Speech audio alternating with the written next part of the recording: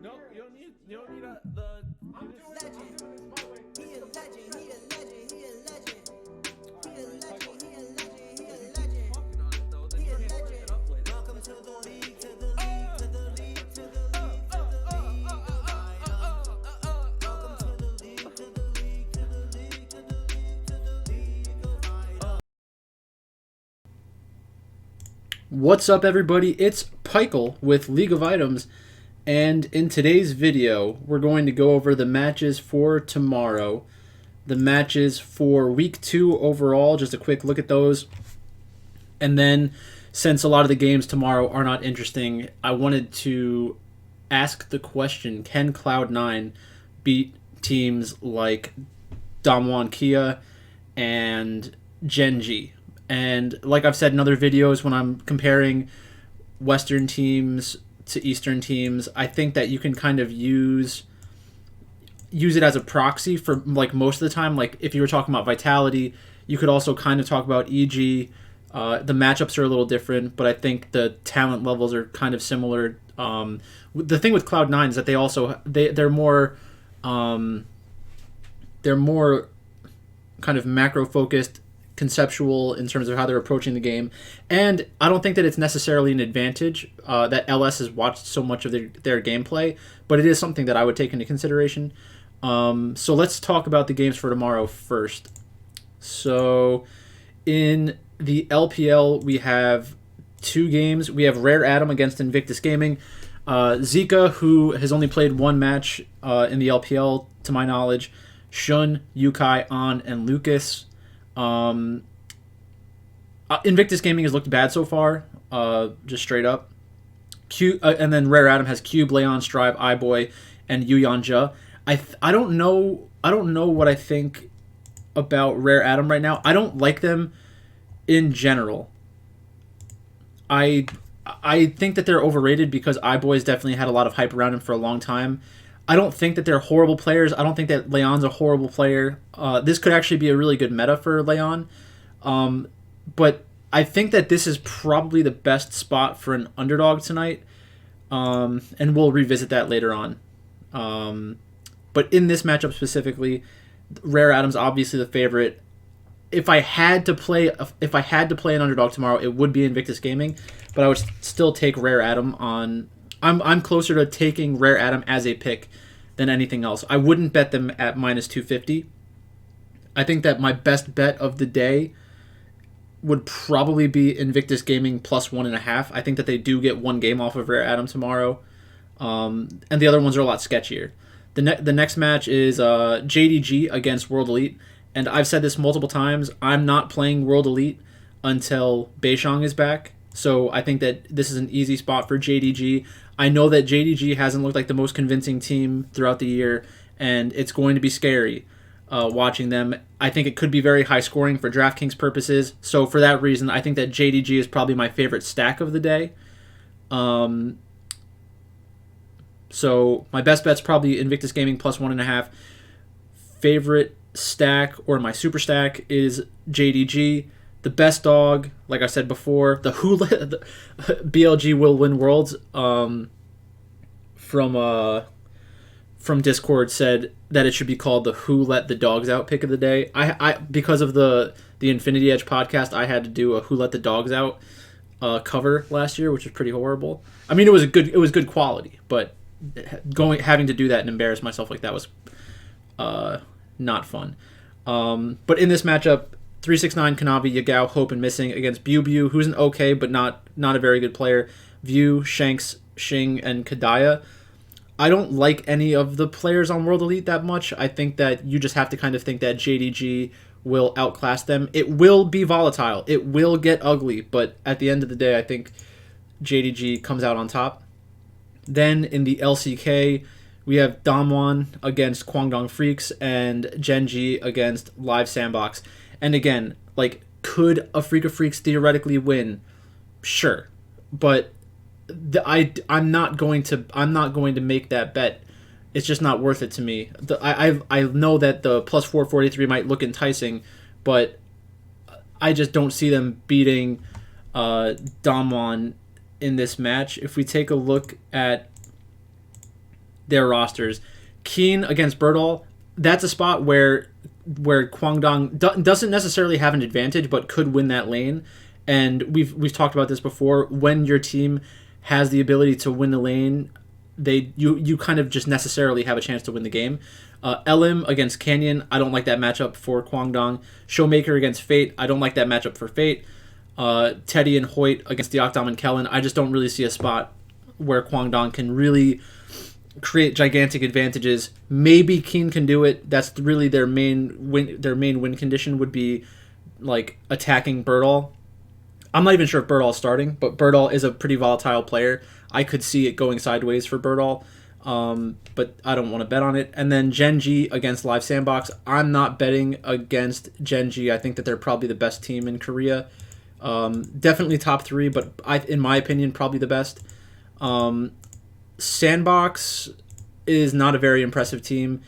Closer's an interesting player, but outside of that, I don't have any interest in Live Sandbox. So let's talk about Cloud9. Actually, no. Let's go back to Invictus Gaming and Rare Atom. So or just DraftKings in general. My favorite stack tomorrow is definitely JDG. I think that you're not going to feel good about them getting a 2-0, but even in a 2-1, it should be very bloody. So I want to get as many players from JDG into my lineup as possible. Kanavi's a legitimate captain selection. Yagao at 11-4 is a legitimate captain selection. Hope, I think, is going to be tough to get into lineups because the other spots are expensive. So that gets that out of the way. And then going back to Invictus Gaming against Rare Atom. On DraftKings, they have it really close for the pricing, which is surprising. So that's going to depress Invictus Gaming's ownership a little bit because people will think like, oh, well, why would I want to pay for an overpriced Invictus Gaming when I can just get like a jungle captain? And that's a good question. And the answer is because it's going to be lower owned and potentially unique. So that's basically it for Rare Atom against Invictus Gaming. And then I'll talk about my picks real quick for the week. So I posted this in Discord, and this is just to give you an idea of what I look at before I make my videos for the week. I don't always go this in depth and like pick every single game, but this is a great way to find value on sportsbooks, is to look at the look-ahead lines and then think to yourself, how do I think that the games are going to play out? And then also, like, during the day, when you're watching the games play out, you might think to yourself, oh, they didn't look good today, but I think that that's a fluke. I want to bet on them next time because maybe people will underrate them, thinking that for some reason they're not playing as well as they used to. So here, I think that obviously Dom1 over Freak of Freaks is pretty easy for me. Genji over Live Sandbox, same thing. Nongshim against Fred at Brion. I definitely like the Nongshim side a lot. I think that Nongshim has a chance to make a run. DRX against Homolife. I think that DRX is definitely the favorite side here, especially after their win today over KT Rolster. KT Rolster is not a pushover team. And also, like, DRX had some weird COVID stuff going on. Like, they were in quarantine but got out of quarantine. They weren't allowed to play the first game, but they were allowed to play the second game.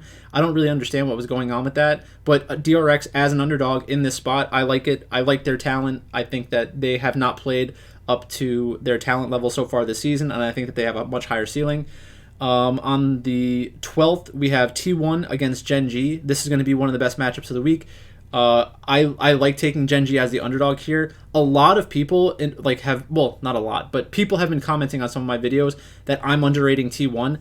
People who have watched me for a long time know that I'm a very big fan of T1 and I have a lot of respect for T1, but it doesn't mean I need to think that they're the best all the time. And I think that it's an easy trap to fall into. I like T1. I think they're going to be a very good team this year. I think that they will go to Worlds, and I think they'll be competitive at Worlds. But in this kind of match where you get what should really be a 50-50 match, I'm going to take the underdog. So if T1 was the underdog, I'd probably take T1. But Genji's the underdog here. I think that Genji is the more talented team, and that's who I'll be backing on the 12th. hopefully the line moves a little bit more, but I don't think that it will. The best case scenario would be Genji losing a game to Live Sandbox and looking shaky in their wins, and then maybe I can get some additional value out of that. Live Sandbox against Damwon. I'm not playing Live Sandbox against Damwon. Then we have Nongshim against Kwangdong Freaks. That's a spot where you might want to look for the Kwangdong Freaks number to come closer, because they lost their previous... I think they're going to lose to Damwon Kia. This is their next match. People will have an even lower opinion of them, but Nongshim isn't Damwon. So if that number gets to like 230 or 240, I think that might be where you feel comfortable betting on it. And then plus 1.5 maps is probably good in that scenario. And then KT Rolster against Fredit Brion. I don't think that KT Rolster drops 2 matches in a row here. I like their team in general, and I don't like Fredit Brion. So if you like Fredit Brion, then go ahead and bet on him, but I don't think that you will. Then in the LPL for the rest of the week, we have Rare Atom against Invictus Gaming. Again, I think that Invictus Gaming is a live dog, and it's hopefully they start turning it around. I think that Shun is a good player, and I just don't like Rare Atom in general. So I would like Invictus Gaming to win. I don't know if they will, but I would like it. That might be just like my heart wants it to happen. JDG against World Elite, we already talked about that. I'm not touching World Elite until Beishang is back. Ultra Prime against Anyone's Legends. I like Ultra Prime. I put in a bet on Ultra Prime to win the spring split. It was a small bet, but I think that when you have a bot lane like Elk and Xiaoxi, you have chances to make a run in playoffs if you start like getting really good team compositions that you can play around Elk. I think he's a very good AD carry. Billy Gaming against Thunder Talk. Obviously, Billy Gaming. That'd be a shocking upset if Thunder Talk took games off of them. OMG against V5. This is a spot where I want to be on OMG throughout the year, because I do believe in their upside. The Cream against Rookie matchup should be really fun to watch. I think that it's possible that they can win that match, but again, I'll have to look closer at it tomorrow. Then we have EDG against World Elite. Again, I'm not playing World Elite when Beishang's not there. Then we have Weibo Gaming against Fun Plus Phoenix. Everybody knows that I'm a hater of FPX, and I love Weibo Gaming. This is a spot where you kind of have to play FPX if they are the underdog, because they probably shouldn't be the underdog. The way that they've looked so far this season, they've had good performances, they've had bad performances. The thing with Weibo is that their play style is very scary, which makes me love backing them as when they're an underdog, but you never feel good getting money onto them when they're favorites, I think. I think people would probably agree with me on that one. Then we have RNG against Top Esports. This is a very easy Top Esports spot for me. I know that Top Esports hasn't looked good so far this year. I know that people are starting to doubt them. That's exactly why they're a plus 150 favorite, and that's exactly why I'm going to bet on them. Rare Atom against Anyone's Legends. I don't like Rare Atom. Maybe I'll try to convince myself to bet on Anyone's Legend, but I'm too far out to kind of get behind that bet yet. V5 against Invictus Gaming. If Invictus Gaming does well against Rare Atom, I would expect this number to get a lot closer, especially if OMG beats V5. I could see this number getting a little bit closer. If you think that's possible, then you might want to bet on this before these other games happen. Otherwise, you can just wait until the night before and probably get this number. And hey, I mean, if Invictus Gaming loses in bad fashion and V5 wins in convincing fashion, you might even get a better number. So you just kind of have to think that one through. BLG against LNG. This is a spot that I don't know what's going to happen. I'm very curious to see what lineup Billy Gaming has after Lunar New Year. I don't know if Uzi's going to be playing. If Uzi is playing, by the 13th, BLG will probably be listed as the favorite. If BLG is listed as the favorite, I want to hammer LNG. I want to get probably a considerable amount of money on LNG. That would be the perfect spot for an LNG bet. Then, if I lose, I would probably start accusing the league of match fixing and stuff, so maybe it's better if that doesn't happen. All right, then we go to the LEC. Rogue against Astralis. I'm not picking Astralis. Vitality against XL. This is a scary spot for Vitality because XL theoretically can play the passive side of the matchups, force Vitality to make aggressive plays, and then try to outscale them. It's a possibility. But I'm not going to bet on it. BDS against Misfits, that's actually a spot that I don't mind. I think that BDS will look better and better as time goes on. I don't like them as a team. I don't like Adam, like in general, like as a person, but he's not a bad player. I know that he had the bad Camille game. I think it was a Camille game, but he's fine. SK Gaming against Fnatic, you have to take Fnatic. And then Mad Lions against G2 Esports. I really want to take Mad Lions there, but I also don't like Mad Lions, so I hope they lose. Day 2, BDS against XL. This is a spot where I probably hope that XL loses to Vitality, BDS beats Misfits, this line gets even lower, and then I can bet on XL. I don't love betting on XL, and I don't necessarily want to, but that's the side that I would support. Rogue against Misfits, I like the Rogue side. SK Gaming against Mad Lions, I like the Mad Lions side. G2 against Astralis, I'm not picking Astralis. Vitality against Fnatic, I'll take Vitality as an underdog against Fnatic every day. So, and like I said, for these kinds of matches, if you want more in-depth information, just come back tomorrow when I'm looking at the LEC specifically, or like looking at the next day's games. I'm not gonna go too in-depth this far out. I know it's only a day, but like I'm just not gonna do it. And then we have the LCS, Evil Geniuses against Dig. I don't love the line. I'm not gonna bet Evil Geniuses at -312. If I had to make a bet on this game, I'd probably pick Dignitas because I'd rather bet Dig plus 220. But I don't have to bet it, so I won't.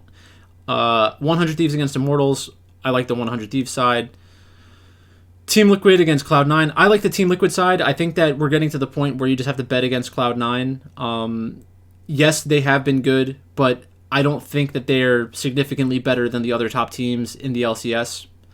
So that'll be the side that I'm on. Golden Guardians against CLG. I think I just prefer the CLG side outright. I'm going to look for spots to play CLG for the rest of the year because they looked so bad in week 1. There is no way they're that bad. There is no way that Contracts is going to die 8 times a game. And if he does, that'd be very impressive.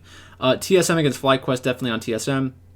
Cloud9 against Immortals, I'm on Cloud9.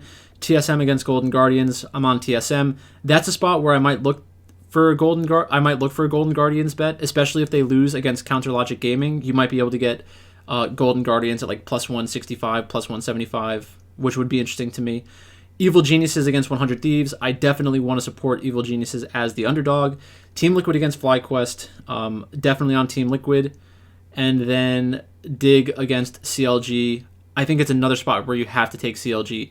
And the line will... You don't want to bet this too far out because if they lose to Golden Guardians, the line will continue to move. So that's that. Let's go back to the main question I asked at the beginning of this video. Could Cloud9 beat Damwon and Genji? So, first, we can just start in the top lane. Can Summit compete with Birdall, Hoya, and Doran? The answer is obviously yes. In the jungle, can Blabber compete with Canyon and Peanut? I think that stylistically, Blabber has a better chance of beating Peanut than Canyon. I think that Canyon and Blabber play similar play styles. Canyon's just better than him. It's possible that C9 could draft Blabber into good spots, but I don't know if that's possible that far ahead in the future if they would match up at Worlds. So I would say, from a talent perspective alone, I think it's unlikely Blabber is able to win the matchup against Canyon without extreme help through draft or the team just playing completely around them. And maybe that's a strategy they end up employing and makes it easier for them to win, but it seems very unlikely. The problem with the matchup against Peanut is that Peanut always has the chance of completely blowing the game out of the water, and it might not be a high kill score game, but Peanut can control the game in a way that not a lot of junglers can. We saw this with like Haro from Rogue Warriors. Even though they were a very bad team, there were some games where Haro just completely went nuts and the other team couldn't do anything. Peanut did that while he was in the LPL as well. You have other junglers like I mean, those are Peanut's really the main one. Piosic can also do it. And the players who can play like this are generally people who can play Nidalee at a very high level. So if you know a player who can play Nidalee at a very high level, they have a quality to their jungling. Most of them have a quality to their jungling where they can completely strangle out the enemy team. It does require a lot of team coordination, but that'd be scary for Cloud9, even though they are a pretty coordinated team so far. In the mid lane, we have Fudge against Showmaker, Fudge against Chovy. Again, outside of draft going very wrong for Damwon and Genji, it's unlikely that Fudge will be able to compete with them mechanically. I'm not saying that Fudge is a bad mechanical player, but Showmaker and Chovy, I think, are better mechanical players. In this matchup, I think it's more likely that Damwon would draft incorrectly for the mid lane. I think that C9's strategy would be very good against TF teams specifically.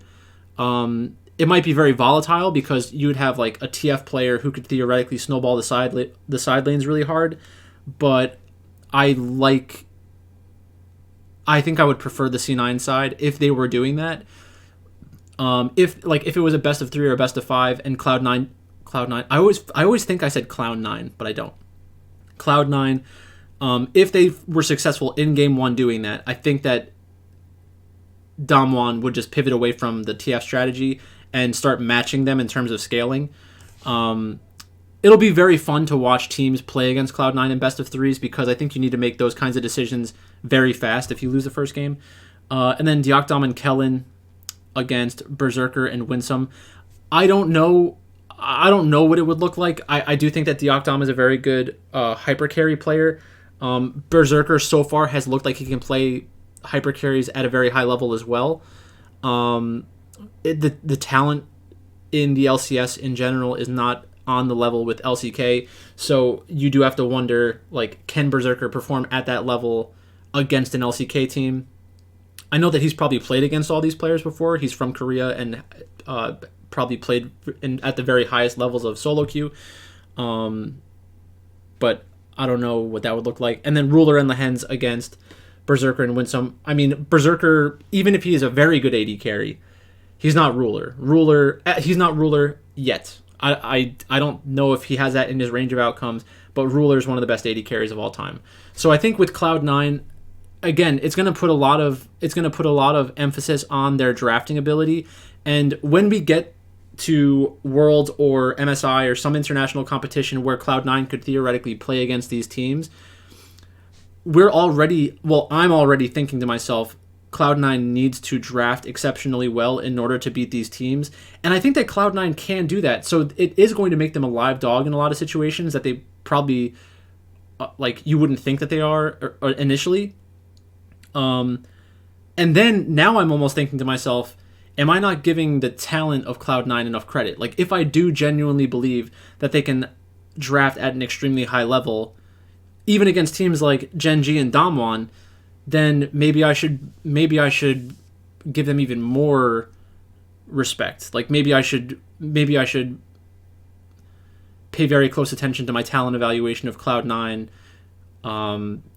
and hope that the drafting stays at a very high level. So I guess the answer is kind of yes. I do think that they could.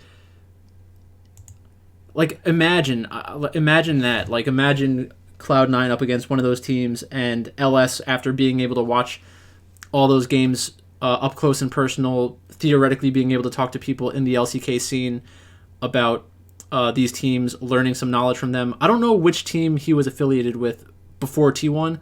I think he stayed at one of their houses right when he started going to Korea, but I don't even know if that organization's around anymore.